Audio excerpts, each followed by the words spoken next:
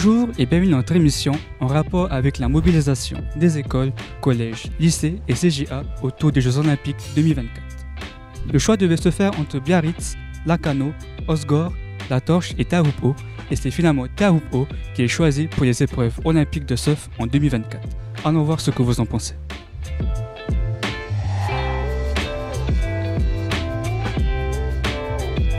C'est un bon projet pour la Polynésie en termes de tourisme.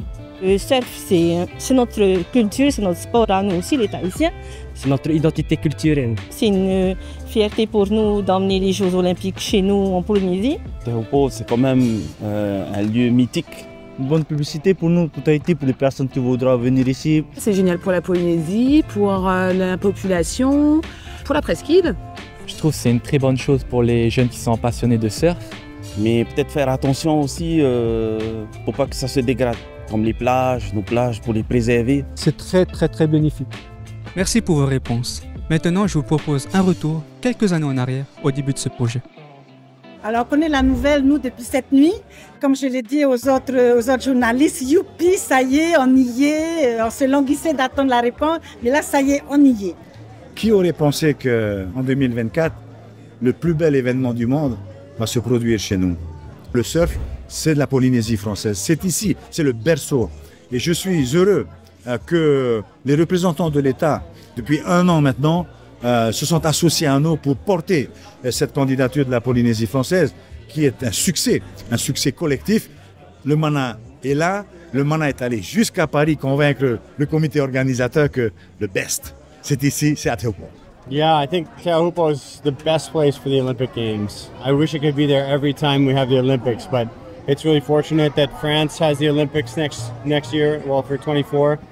And Teahupo'o being a French island, I think it's a perfect location. It's better than France would be in the summertime because it's a quick wave, it's intense, a lot of energy, the waves could be really big.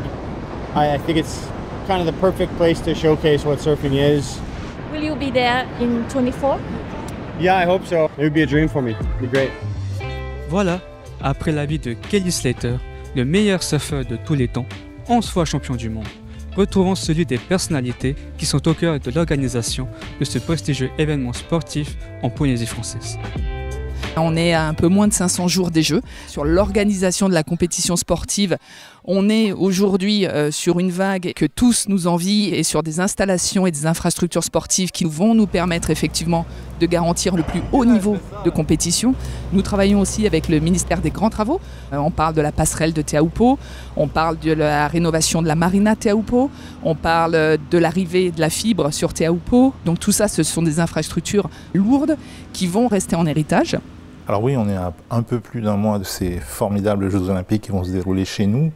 Les travaux sont quasiment livrés. La passerelle a été livrée avec près de 2 semaines d'avance sur le calendrier prévu. Elle est magnifique, elle est accessible au PMR. L'aménagement du PK0 est également terminé, donc maintenant la population peut en jouir à loisir. Teirapu Ouest était mal desservi en fibre optique et le fait d'avoir tiré la fibre pour les JO va bénéficier à l'ensemble de la population de Teirapu Ouest et de Teahupo'o. Et puis il nous reste donc la marina avec quelques éléments encore à finaliser, puis également les aménagements de la pointillerie. Mais normalement tout devrait être livré en temps et en heure pour les JO. Et puis une chose qui moi m'intéresse beaucoup en termes d'héritage, c'est qu'est-ce qu'on va faire du domaine rose. Donc le domaine rose, c'est ce qui sert de base de vie aux Jeux Olympiques. Donc on a lancé une consultation populaire. Qu'est-ce que vous voudriez qu'on fasse qui bénéficie avant tout aux gens de Teahupo'o, mais aussi à toute la Polynésie? Sur le plan sportif, et notamment du coup sur le surf plus spécifiquement, on est prêt. Wahine et Kauli sont clairement prêts à tout donner pour aller chercher nos médailles. Et tous les voyants sont ouverts pour accueillir les 48 athlètes qui vont venir des 4 coins du monde pour venir disputer cette compétition. L'infrastructure principale pour la compétition, c'est la tour des juges. Elle est montée, elle est finie. On est en train de finaliser l'ensemble des câblages, mais je ne doute pas que tout se passe bien le jour J. C'est un moment extraordinaire, c'est une opportunité unique, je pense, dans l'histoire de notre pays. J'invite tout le monde à en faire une fête populaire, à célébrer l'esprit du surf, l'esprit sportif, l'esprit de fair play. Alors, je dis ça, mais en même temps, je souhaite que nos athlètes polynésiens gagnent des médailles d'or, évidemment, Kaoli et Wahine. Voilà, chers amis, rendez-vous donc à Te Ahupo à la fin du mois de juillet 2024 pour les épreuves olympiques de surf. Un fabuleux rendez-vous au Fénois à ne surtout pas manquer.